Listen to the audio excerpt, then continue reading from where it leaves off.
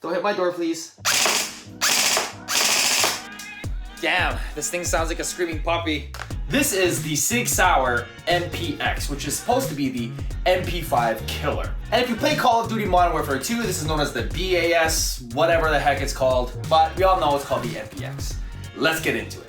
All right, so simple box design, just a picture, some logos, and a blueprint on the back, and that's basically it. Let's go ahead and open this thing. Ja-jan! So it looks like they already tested the FPS. It's around 87 meters per second, so it is under legal limit. And we have a very, very simple instruction manual, and it comes with a BB loader, so that's interesting. And here we have the Hontai, the actual airsoft toy itself, and it is absolutely beautiful. And we have the proprietary MPX magazine. Let's get this out of here. All right, here is the MPX, boys and girls. And this is a full metal build, very similar to its cousin or brother, the MCX. And so far, my first impressions of this is that it is really well made. Now, one of the first batches of this MPX was that the top receiver had a lot of wobble, but it seems like in this particular lot, they seem to have remedied that quite a bit. And that's because this entire top receiver is only held in by this retaining pin right here. So let's go ahead and go tip to butt. So on the tip, we have a metal flash hider, which is the classic birdcage. And notice that it is not orange because in Japan, we don't need orange tips. So this is just nice and gray, very good. And let's check the sturdiness of that outer barrel. It is nice. We all know that the MCX does have that barrel wobble, and if you can get that lilac supporter arm, it'll be just as sturdy as this, so this is great. Handguard is M-lock with a nice proprietary skeletonized design. Very easy to hold. I actually quite like it. And you also notice that there is no iron sets on this thing, so I'm not sure if I'm gonna be putting some on here. It did look weird on the MCX without it, but I think on the MPX, it's okay to not have them.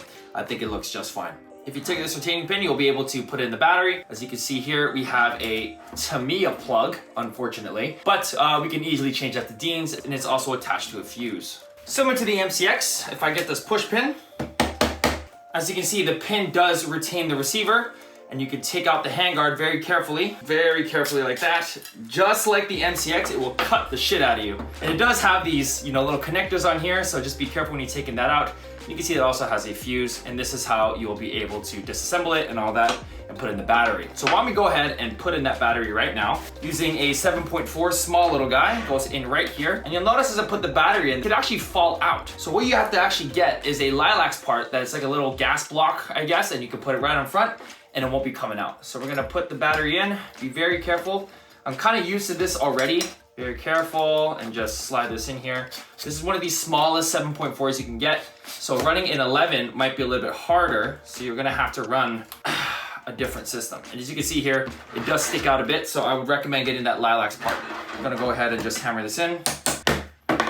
Make sure you use a tool, as this is the only way it's retained on here. Let's go ahead and keep going down the receiver. So after the handguard, we have the upper receiver here, again, full metal, and there actually is no MPX kokuin or trademark on here. As you move down to the controls, you have an ambidextrous mag release, so you have one on the left here, and you have another one on the right, which is similar to the MCX. Big, huge button, can't miss it. And then we have a bolt release function, so you press that bolt release and it will release the mock bolt. You also have one on the other side as well, like a bad lever, I suppose. And on the other side of the receiver, you can see a dust cover. And you'll notice that when you pull it, it doesn't actually come out.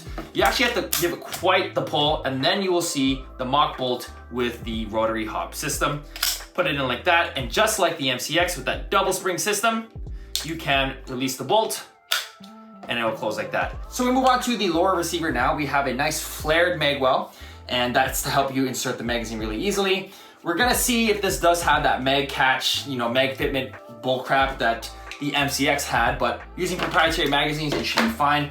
And we have a nice SIG trademark on there. We have trademarks above the trigger and our fire select, which is very, very similar to our ambidextrous one from the MCX, albeit a little bit better, to be honest, less rotary-like. You have a nice trigger guard, very similar to, a Magpul 1. So it doesn't dig into your hands like an M4, so I really like that. And the trigger is just a standard trigger. What I really like about this so far is the grip. It's very nice and vertical. It's not as pronounced as an A2 or even the regular MCX grip. It's actually quite nice. Stippling's really good. And it feels really great in my hands. And that was one of the things I liked the most when I was holding this at the store. It just feels really great.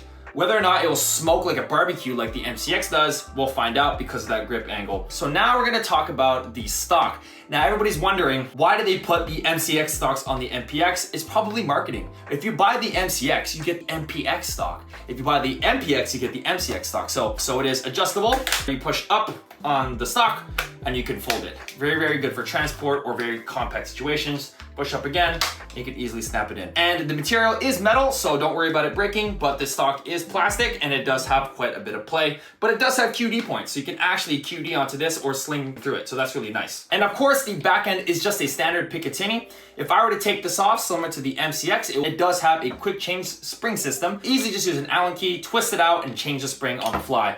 So that way you'll be able to go outdoor, indoor, whatever you want to do. Very easy, just like the MCX. And because it's Picatinny, you can use the MCX stock, which is probably the one that you want to use for this thing, or you can use something like this Lilacs foldable, which also gives it a great look as well. I'm not going to be changing out the stock because that goes against YouTube's terms of service, so we're just going to keep it like this for this video. All right, so here's the magazine. It is proprietary. It holds 100 rounds. It doesn't even have a super long follower, so you can drop this without breaking it, but I don't know how durable this actually is, but it's really cool that it has the little mock bullets inside. I like that a lot. I'm gonna be running this with 30, you guys know me. Let's see how you insert it into the Airsoft toy. Interesting. Interesting. So there you go. So you kind of have to go in from the front and then it'll lock into place just like that. And it's a lot easier. It's not like an MP5 where you have to pull the paddle this way. You can just do it like this. But does it fall out? Let's do a mock stock guide. Does the magazine fall?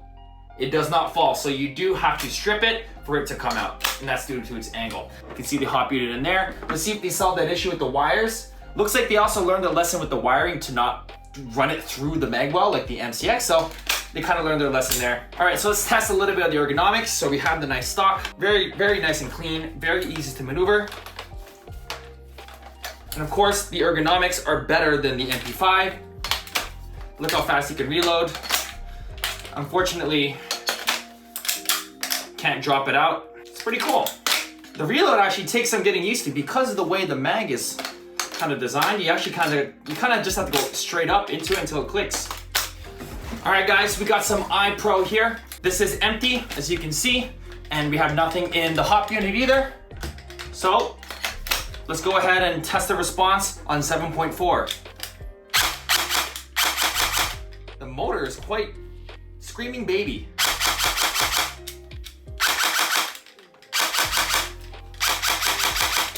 Yeah, my tech is gonna love that.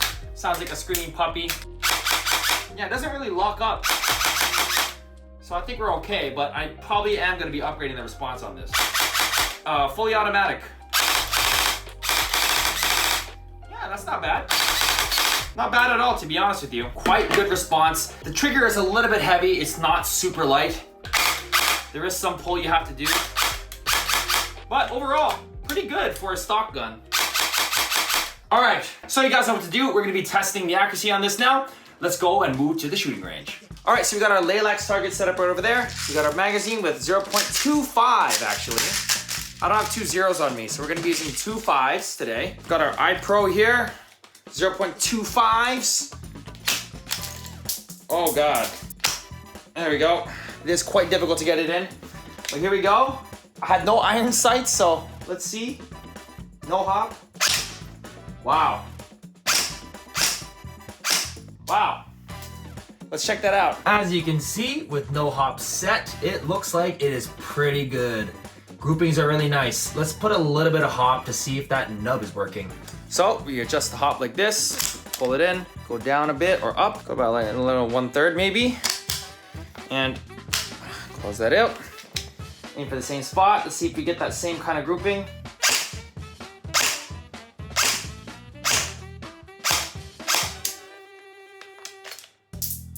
Four BBs do not feed.